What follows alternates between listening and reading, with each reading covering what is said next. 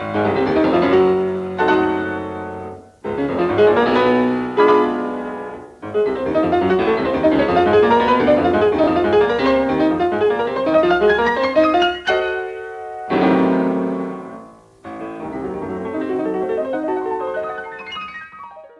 you like to spoon with me?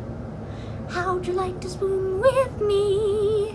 Sit beneath an oak tree, large and shady. Call me little Tootsie Wootsie baby. How'd you like to hug and squeeze?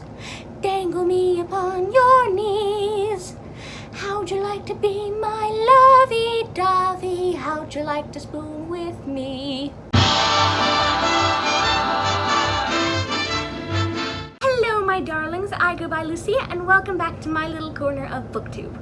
Now, I happen to have quite a fascination with Edwardian era history.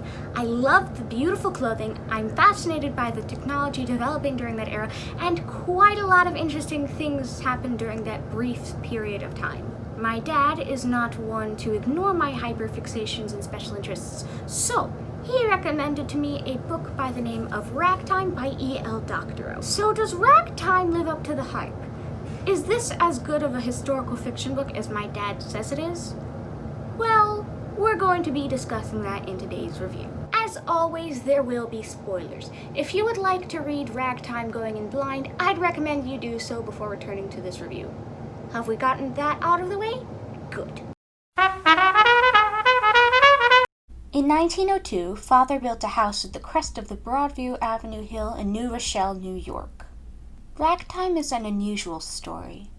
It is set between the years of 1902 to 1912 in the area of New York.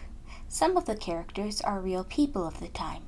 Figures like Evelyn Nesbit, Emma Goldman, Harry Houdini, Booker T. Washington, and more.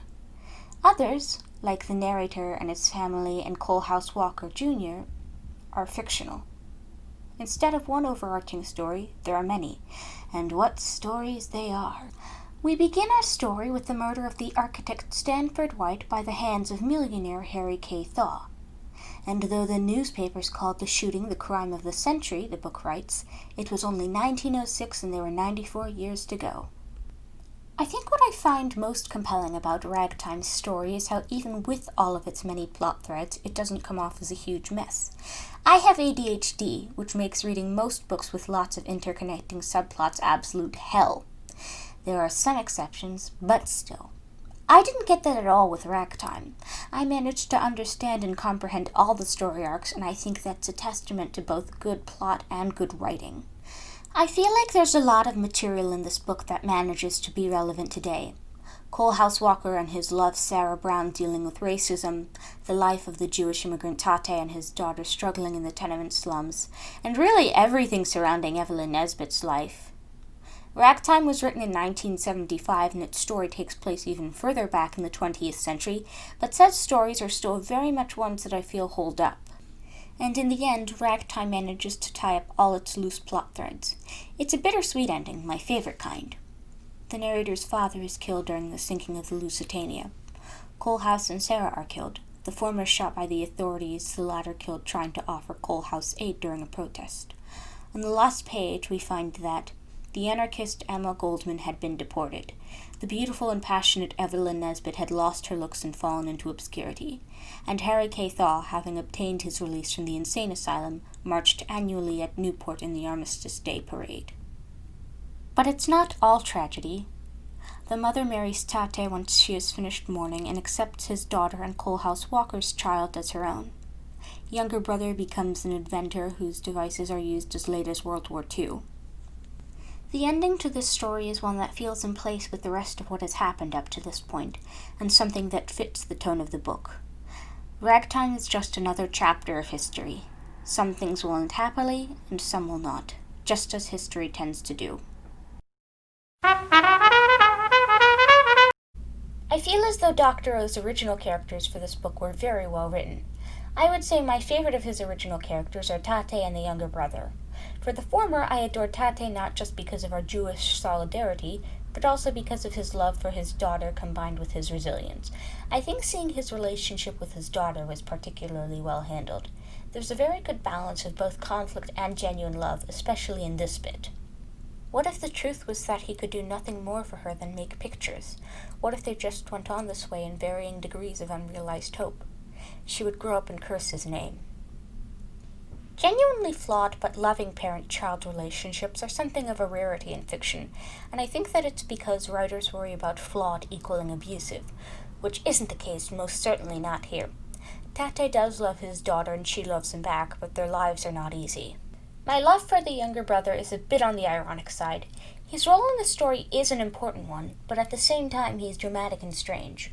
While he does grow up to be a competent inventor, he also starts out having an extreme obsession with Evelyn Nesbit, stalking her and pining after her and spying on her.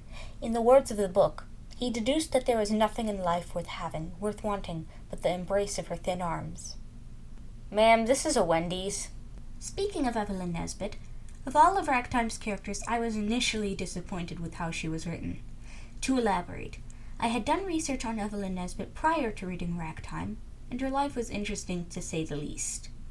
Here was a woman who had survived at least 2 abusive relationships where she'd been preyed upon by men who were far too old for her, and seemed to be a good deal more resourceful and resilient than the smiling photographs of her would have you believe. She was referred to as the most beautiful woman in America once upon a time, but she was a person who was far more than just a pretty face. So when I first saw her portrayed as a self-centered, ditzy, brainless beauty in Ragtime, I wasn't particularly happy about it. This is not what I think of her portrayal in Ragtime now, however. I inevitably had to go back to the book in order to cite parts from it for my review, and I revisited it to find quotes like this regarding Evelyn's prior relationships with Thaw and White compared to her current relationship with a younger brother. She wanted someone who would treat her badly and whom she could treat badly. She longed for a challenge to her wit. She longed to have her ambitions aroused once again. Upon first reading this part, I thought, holy tapeworm, that's upsetting that Evelyn's relationships with these men is romanticized. Then I started to think it over, and realized maybe it's not nearly as bad of an execution as I thought it to be. Evelyn has known virtually no other kind of romantic relationship aside from the 2 horribly abusive ones she has been in up to this point, so it's very much possible that her trauma could have warped her perception of what a healthy relationship is. I don't know Doctor personally, nor have I done much research into what he has said outside of the book, but after rethinking Evelyn's characterization in this light, I started to appreciate her a bit more. Granted, I still think that her portrayal was a bit clumsy, although that may be the Evelyn fan in me speaking. The other historical figures, too, are portrayed as complicated people.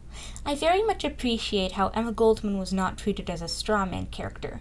For the sake of not having to witness the comment section on this video turn into a dumpster fire, I will be vague about her specific political beliefs, and all I will say is, well, it would have been easy to turn her into a cardboard cutout straw man that only exists to be knocked down. But that is not the case. Goldman is treated as someone who is definitely smart and well-learned, and as a character is treated with respect. The narrative of Ragtime does an excellent job of making its characters seem like people. Strange, real, and flawed people. The best way I can describe the writing style of Ragtime is that it's very reminiscent of Stream of Consciousness. It's very intensely detailed, but not in a poetic way. It's almost as if the narrator is telling you a story or giving you a list. Take, for instance, the afternoon was a blue haze. Tidewater seeped into his footprints. He bent down and found a perfect shell specimen, a variety not common to western Long Island Sound. It was a veluted pink and amber shell the shape of a thimble, and what he did in the hazy sun with the salt drying on his ankles was to throw his head back and drink the amount of sea water in the shell. Gulls wheeled overhead, crying like oboes, and behind him at the land end of the march, out of sight behind the tall grasses, the distant bell of the North Avenue streetcar tolled its warning. It's an intensely descriptive style of writing, but a very different kind of descriptive compared to what I'm more used to. It's almost as if the narrator is actually talking to you, which I think really does the story a great service. I must say that even if the lack of quotation marks was definitely a part of the writing style, it did get on my nerves and make it unclear who was talking from time to time. Still, Dr. O makes up for it by giving us some very quotable dialogue from the characters of Ragtime, with lines such as, The rise of mechanistic science of Newton and Descartes was a great conspiracy, a great devilish conspiracy to destroy our apprehension of reality and our awareness of the transcendentally gifted among us. But they are with us today, nevertheless. They are with us in every age. They come back. You see? They come back.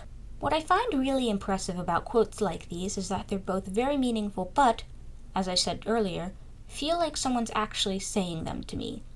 It's so consistent with the writing style present in this book, which, I hope I've established already, is very, very good. So, yes, Ragtime lives up to the hype. I initially had my doubts concerning the characterization of Evelyn Nesbit, but I began to appreciate and reinterpret that upon rereading the book for my review. I think that I may have judged the book too harshly at first glance, and I admit that now. I will say that the stylistic choice of not including quotation marks for dialogue was a little irritating, though. It's interesting to compare the characters in the book, both fictional and real, to the people who actually existed in the early 20th century, especially when it comes to the historical figures. I found it really interesting the way their personalities were put to paper. It was fascinating to look at Harry Houdini and Booker T. Washington and Henry Ford's inner thoughts. I think in the United States, at least, when we are taught about historical figures in school, we take them for granted.